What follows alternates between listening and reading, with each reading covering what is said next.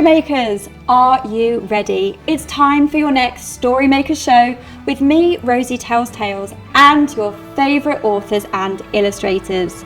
The Puffin Library is all set to find out why science is lit with science superstar Big Manny. We're going to meet some amazing elements, each with their own personalities, and we have a live science demonstration. Author and illustrator Huw Aaron will be here with a disgusting draw-along. You'll get a world's first exclusive of his upcoming book, Sleep Tight, Disgusting Blob, and you'll be dreaming up your own monsters' bedtime routines. This year's Christmas challenge is from none other than Coelho. He will be introducing us to the Christmas tree mouse and inspiring us to create our own stories about a Christmas catastrophe. As always, all of today's creative missions are in your mission packs, downloadable from the Puffin School's website. Right, I've got to get all of these Christmas decorations sorted for Joseph. Joseph, Coelho to the Puffin Library. Are you receiving? Go ahead for the Puffin Library.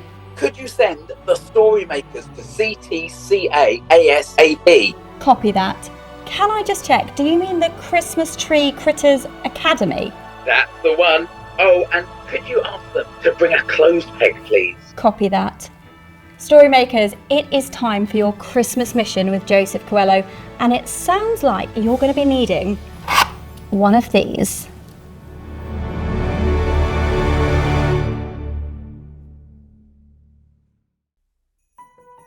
Thank you, Rosie. You made it, story makers. Welcome to the Christmas Tree Critters Academy. This is where critters learn how to make Christmas a magical time of year. I'm Joseph Coelho, and this is my new book, The Christmas Tree Mouse, illustrated by the wonderful Farah Shah. This is Christmas Tree Mouse. She always has a bauble hat, perfect for hiding in Christmas trees, a snowy waistcoat, perfect for keeping warm on winter nights, a walkie-talkie, perfect for calling Santa HQ, but only to be used in case of a catastrophe, and a clothes peg for, you'll see. She is one of many Christmas tree critters. There might be one in your Christmas tree. You could look straight at her and never see her. You could strain your ears all night and never see her. She is quiet as a mouse on a mission to help Santa on the busiest night of the year. So once Santa has squeezed through the letterbox and left presents under the tree, then eaten up the mince pies and flown from the roof or balcony to his next special stop, Christmas Tree Mouse begins. In this story, the Christmas Tree Mouse faces a Christmas catastrophe. Can you think what it could be? What would make your Christmas time a catastrophe? Maybe it could be a world gravy shortage, or perhaps all the shops run out of Christmas wrapping paper, or perhaps all the snow people go on strike, or perhaps tobogganing and sledding and snowball fights are made illegal. What do you think would be a catastrophe for your Christmas? I know if I had a catastrophe at Christmas, it would probably be something to do with the Christmas tree. I love hanging up the little Christmas decorations that double up as little chocolate Christmas decorations, and at Christmas I like to take them down, unwrap them and eat the chocolate. So for me, the catastrophe would be all the chocolate decorations melting before I had time to eat them.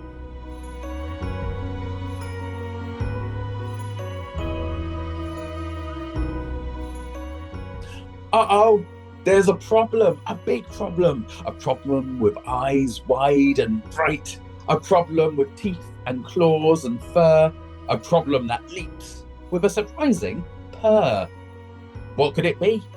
Do you want to see? Shall I give you a peek at one more page? Okay, but only because you are about to receive your CTCA mission, and I want to see more illustrations by the wonderful Farah Shah.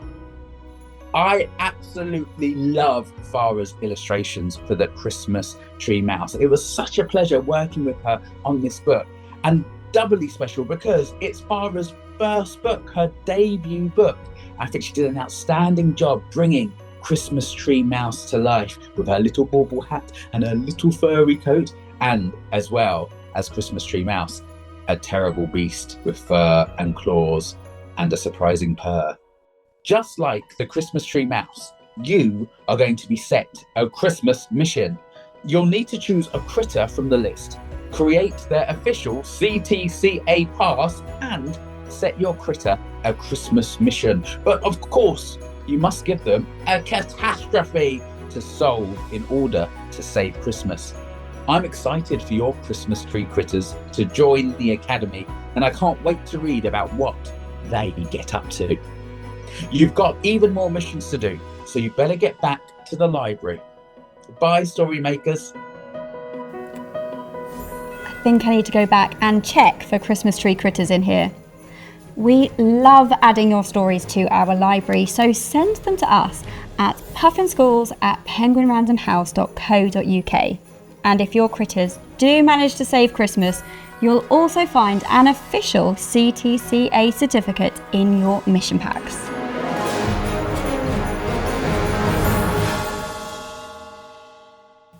'Twas the middle of the night, and all through the house not a creature was stirring, except Huw Aaron and a rather disgusting Blob.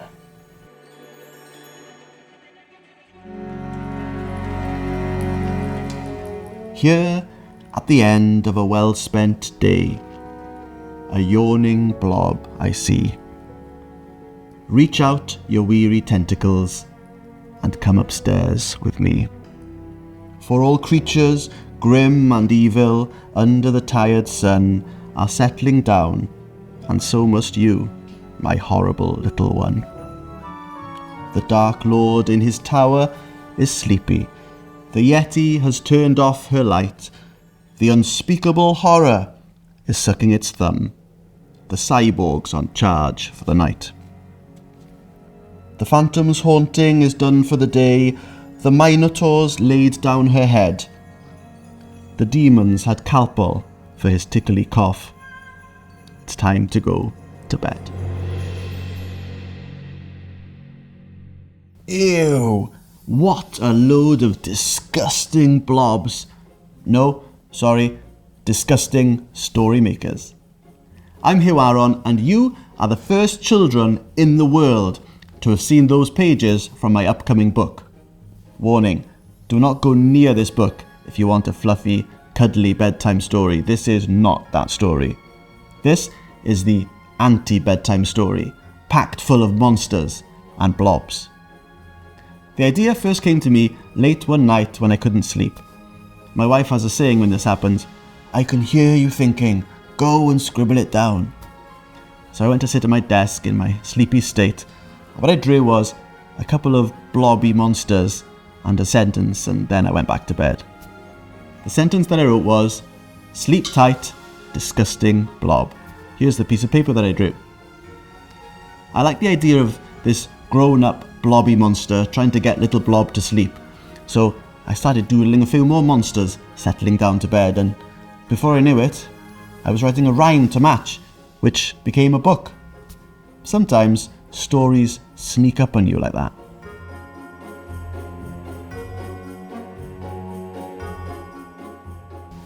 As you've seen, I like to draw fast and messy.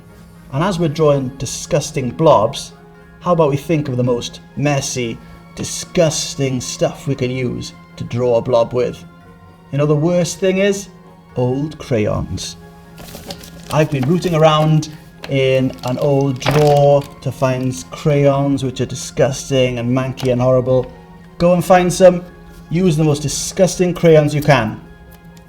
And let's start with a blob outline. I'm going to pick a couple of colours, maybe some greens, disgusting oranges, and let's go. Thing is, with blobs, you can do any shape you want.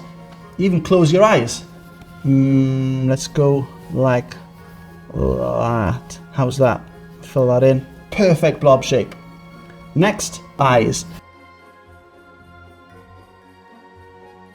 Next, a couple of dots. And a smile. And now to colour in. Pick a few colours. Does it have to be tidy? No. Does it have to be inside the lines? Also, no. Should it be disgusting? Yes. Bit of yellow. Add some drips and drops of slime to make it even more disgusting. Mix up the colours.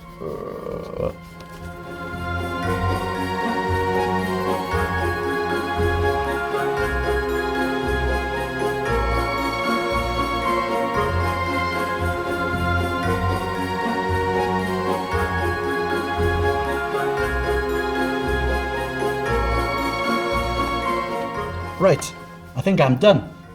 Let me see your disgusting blobs. Ew, they are gross and repulsive. Good job.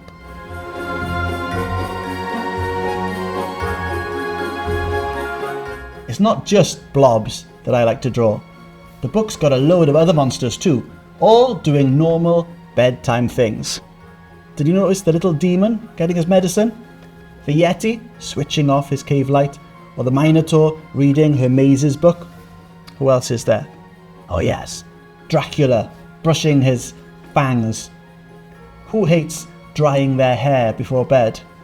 Not a problem for me, but how about Medusa with a head full of snakes? Who has a glass of milk before bed? So does Frankenstein. Maybe it's just me, but I reckon it's quite funny to draw scary, weird, dangerous monsters doing ordinary, boring, non-scary things, like brushing your teeth. There's nothing scary about toothpaste, is there? Do you think that's funny too? How about we give it a go? Right, now we're going to do our own monster's bedtime routine. Okay, so, monster's name. I'll go with...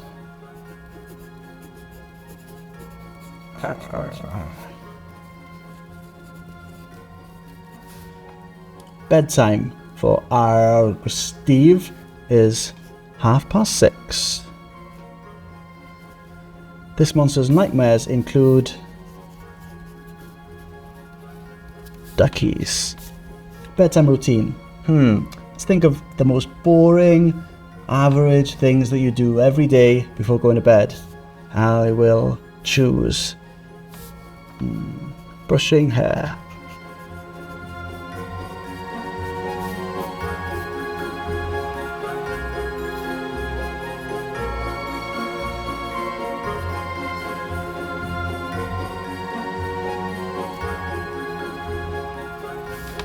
There we go. And remember to make your drawings monstrous. Make that fur furry and scaly, spikes spiky, and wings wingy. There, I think that's our Steve brushing his hair nicely. Right, I'm done with Steve. Why don't you think of another couple of steps of your bedtime routine for your monster to go through before settling to bed? I'm tired out. I'm going to go and have a nap. But I'll remember my sketchbook. Who knows where a sleepy doodle might take you? Goblins, glitches, werewolves, or witches, who will you create a boring bedtime routine for? Teachers, you can show off your students' amazing ideas and artwork, or reveal the rubbish art supplies that you found using the hashtag StoryMakerShow. Next up, we have science superstar Big Manny here to transform the Puffin Library into the Puffin Laboratory.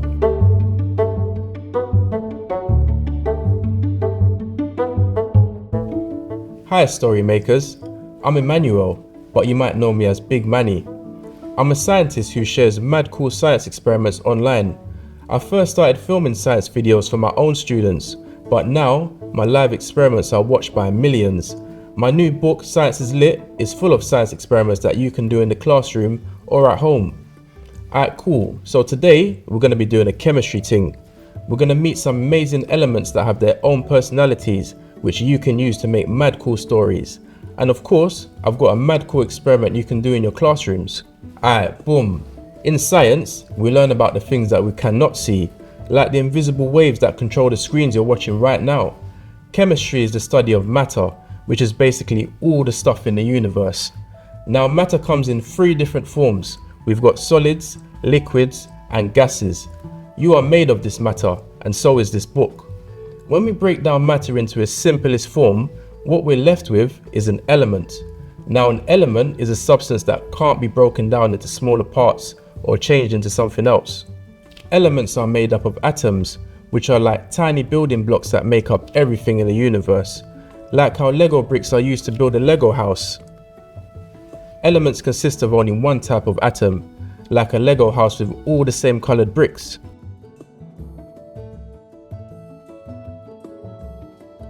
You can think of elements as a bunch of characters with different personalities.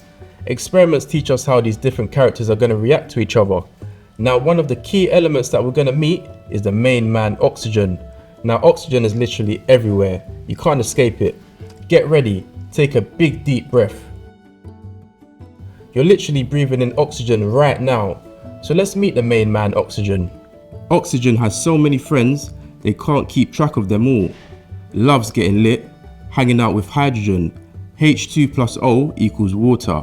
Good at being the life of the party. When carbon and oxygen get together, they form carbon dioxide. Carbon dioxide has many uses. For example, it makes the bubbles in fizzy drinks. Meet carbon, a friend of oxygen. Characteristics: loves summertime and barbecues. Charcoal is burned for cooking. It's pretty tough. Carbon is solid at room temperature. Loves hanging out with oxygen. C plus O2 equals CO2. Good at bringing energy because it's a fuel. Carbon is full of energy but can be a bit of a hothead sometimes. It's one of the main elements inside fuels like charcoal and petrol.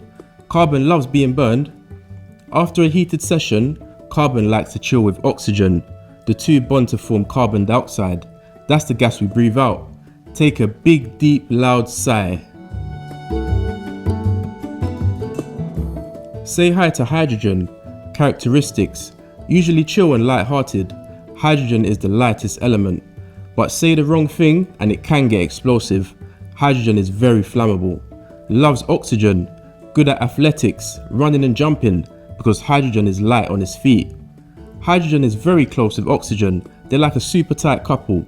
Hydrogen is kind of similar to oxygen because it loves to get lit too, maybe even a bit too lit at times. When hydrogen and oxygen bond together, they cool each other right down and form water, H2O. The character cards from my book are in your mission packs. You can make some mad cool stories up about what happens when each of the elements link up with each other.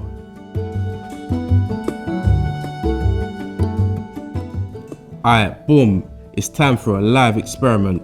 In the book, there are 3 different difficulty ratings. We've got simple ting, come on now, and big science. This one is rated come on now because it's nice and simple, so no stress innit? Alright, cool. Hands up if you ever been sat in lessons waiting for the bell and you're messing around with your pen and then boom, the pen explodes.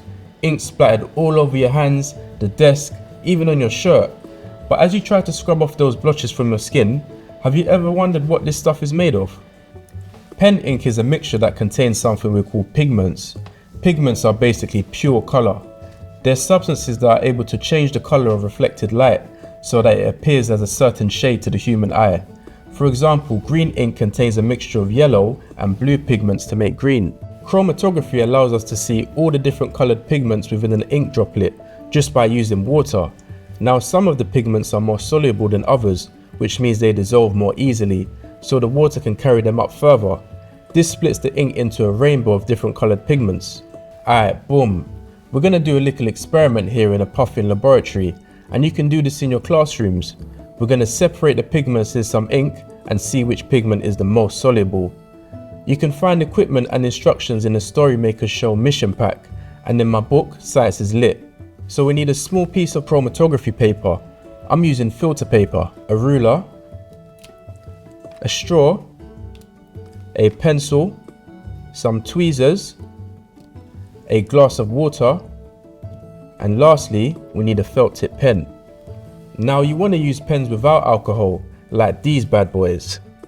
Alright, boom. First, we need a hypothesis so we know what to look out for. I'm expecting to see the yellow pigment dissolve the fastest. What are you expecting to see? Let's test it and see what go on in it. So first, we need to get our chromatography paper and use the ruler to draw a pencil line on it. And then after that, we get our coloured felt tip pens and then draw some blobs on the pencil line.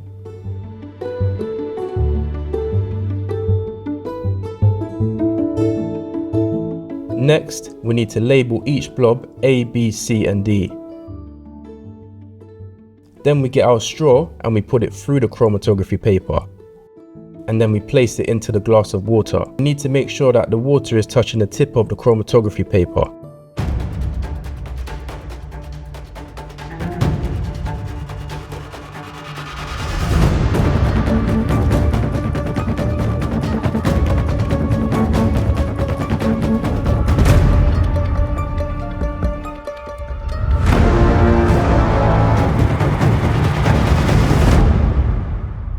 So Manny, was the hypothesis correct? Did yellow travel the furthest? Well, let's take a little look and see, shall we? Nah, you know what? Our hypothesis was actually incorrect. We can conclude that the blue pigment is actually more soluble in water than the yellow pigment because it travelled further up the chromatography paper. So the yellow pigment is less soluble in water. The reason why the pigment with higher solubility will travel further is because it has a stronger electrostatic force of attraction with the water. It's as if there's a strong magnet pulling the blue pigment along. The yellow pigment is pulled along by the same force, but it's not quite as strong, so it doesn't travel quite as far. Whoa, all of that from one felt tip? Yeah, science can really change the way that you look at the world, you know? And there are loads more science experiments that you can do in the book Science is Lit. Why not film your science experiments and tag us on Instagram at Puffin Books UK. Your Science is Lit resources, including those character cards and Manny's instructions for your live classroom demos, are available in your mission packs. Head to the Puffin School's website after the show to get curious. Let's say thanks to all our amazing library visitors today. Thank you, Joseph Coelho. Bye, story makers. Thank you, Huw Aaron. Nadolig llawen. Happy Christmas, disgusting blobs. And thank you, Big Manny. Bye, story makers. The next episode of the Storymakers Show will be coming to you in March for World Book Day. Beth Lincoln will be here playing with words. Huw Aaron will be back, this time to introduce us to graphic novels. And Nadia Shireen will be here, hopefully not throwing a wobbler.